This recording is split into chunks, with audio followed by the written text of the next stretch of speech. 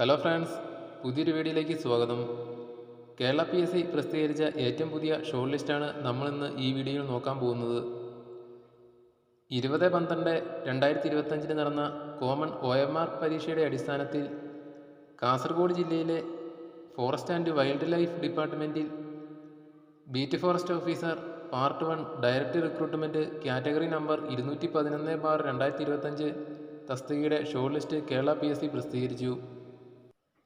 കാസർഗോഡ് ജില്ലയിലെ beat forest officer ഷോർട്ട് ലിസ്റ്റിലെ മെയിൻ ലിസ്റ്റിൽ ഉൾപ്പെട്ട ഉദ്യോഗാർത്ഥികളുടെ രജിസ്റ്റർ നമ്പറുകൾ നിങ്ങൾക്കിവിടെ കാണാവുന്നതാണ്.